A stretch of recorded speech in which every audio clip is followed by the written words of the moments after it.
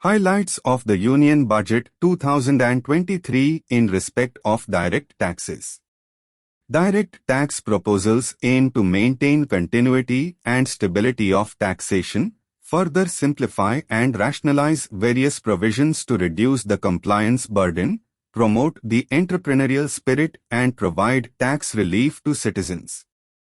Constant endeavor of the Income Tax Department to improve taxpayers' services by making compliance easy and smooth. To further improve taxpayer services, proposal to roll out a next-generation common IT return form for taxpayer convenience, along with plans to strengthen the grievance redressal mechanism. Rebate limit of personal income tax to be increased to 7 lakh rupees from the current 5 lakh rupees in the new tax regime. Thus, persons in the new tax regime with income up to 7 lakh rupees to not pay any tax. Tax structure in new personal income tax regime, introduced in 2020 with 6 income slabs, to change by reducing the number of slabs to 5 and increasing the tax exemption limit to 3 lakh rupees. Change to provide major relief to all taxpayers in the new regime. Proposal to extend the benefit of standard deduction of 50,000 rupees to salaried individual and deduction from family pension up to 15,000 rupees in the new tax regime.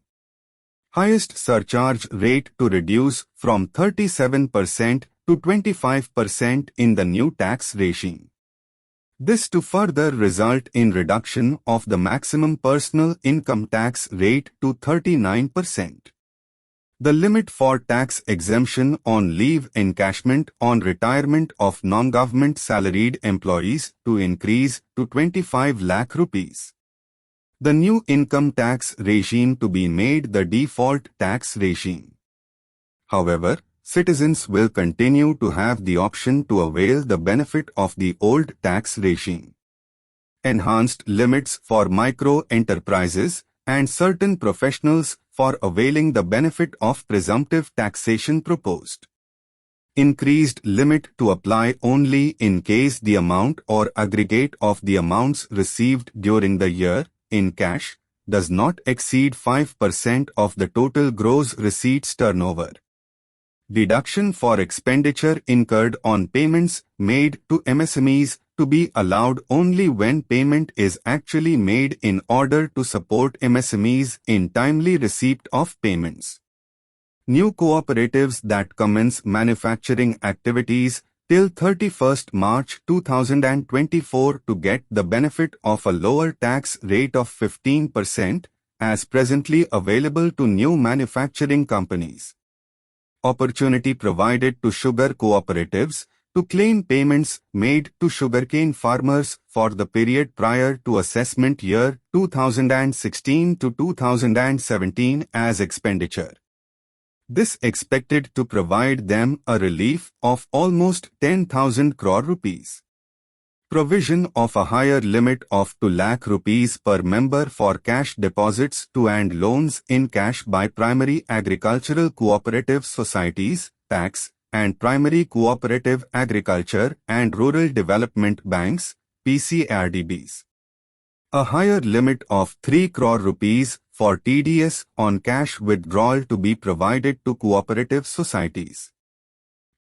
Proposal to provide the benefit of carry forward of losses on change of shareholding of startups from 7 years of incorporation to 10 years. Deduction from capital gains on investment in residential house under sections 54 and 54F to be capped at 10 crore rupees for better targeting of tax concessions and exemptions. Proposal to limit income tax exemption from proceeds of insurance policies with very high value. Where aggregate of premium for life insurance policies, other than ULIP, issued on or after 1st April 2023 is above 5 lakh rupees, income from only those policies with aggregate premium up to 5 lakh rupees shall be exempt.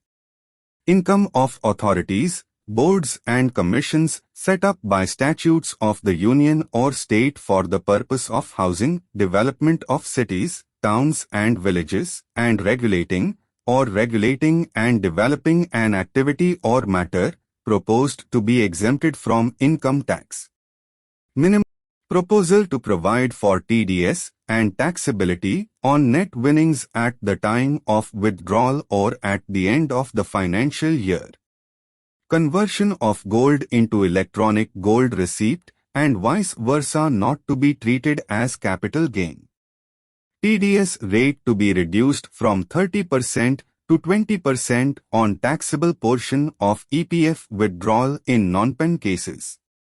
Income from market-linked debentures to be taxed.